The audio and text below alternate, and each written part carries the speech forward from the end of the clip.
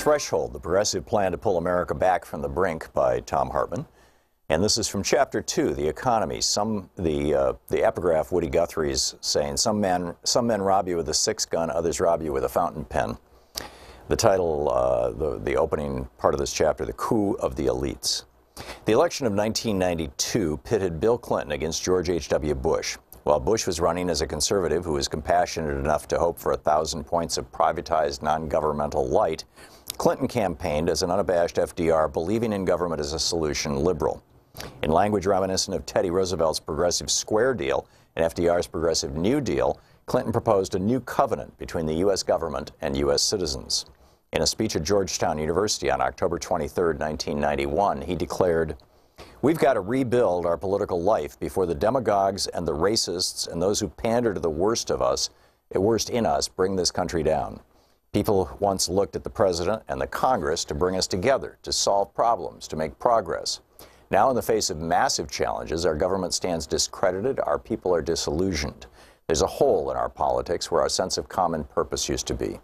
To turn America around, we've got to have a new approach, founded on our most sacred principles as a nation, with a vision for the future. We need a new covenant, a solemn agreement between the people and their government to provide opportunity for everybody, inspire responsibility throughout our society, and restore a sense of community to our great nation. A new covenant to take government back from the powerful interests in the bureaucracy and give it back to the ordinary people of our country." More than 200 years ago, our founding fathers outlined our first social compact between government and the people, not just between lords and kings. More than 100 years ago, Abraham Lincoln gave his life to maintain the union that compact created. More than 60 years ago, Franklin Roosevelt renewed that promise with a New Deal that offered opportunity in return for hard work. Today, we need to forge a new covenant that will repair the damaged bond between the people and their government, restore our basic values, embed the idea that a country has the responsibility to help people get ahead, but that the citizens have not only the right, but the responsibility to rise as far and fast as their talents and determination can take them. And most important of all, that we're all in this together. We have to make good on the words of Thomas Jefferson, who once said, "A debt of service is due from every man to his country, proportional to the bounties which nature and fortune have measured to him." End of quote from Bill Clinton. Americans loved it. A majority of voters in 1992 were old enough to remember what America was like under the 1940 to 1981 New Deal era, when a single worker with a good job had health care, a pension, and could raise a family and buy a home. When the GI Bill educated millions. When hospitals and health insurance companies in nearly every state were required by law to be not-for-profit corporations, and health care was inexpensive and widely available. And they noticed that the 12 years of Reagan and Bush had begun the process of shattering that historic era, that the middle class was slipping away, the government had become remote and hostile rather than protecting the rights of workers and the middle class. Americans elected Clinton based on his FDR-style rhetoric. They were looking forward to a return to the golden age of America's middle class. They were ready for the new covenant, and apparently so was Bill Clinton. There is every sign that he actually believed his own rhetoric. On all this, he won the election in November and spent that month and December preparing his new covenant programs to restore the American middle class. Until January.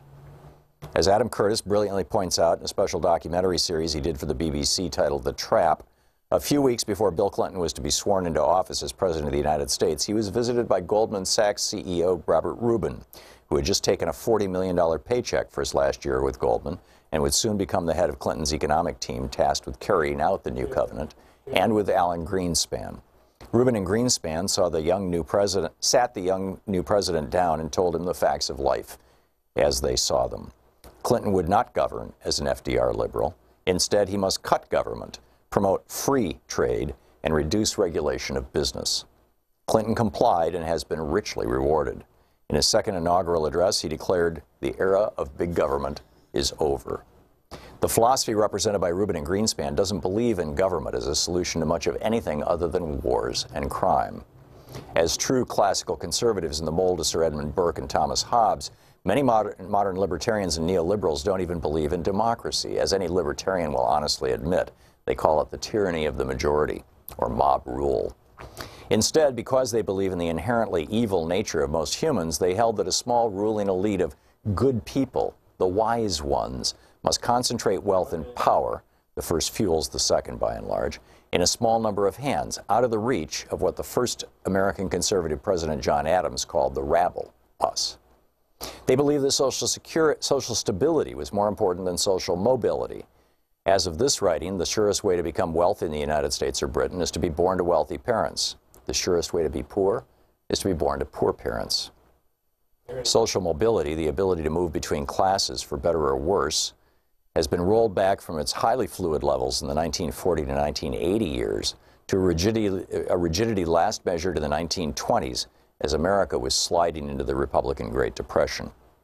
Conservatives, since Sir Edmund Burke's opposition to the Revolutionary War of 1776 to today's opponents of labor rights, believe that too much power and wealth in the hands of the middle class will inevitably lead to instability.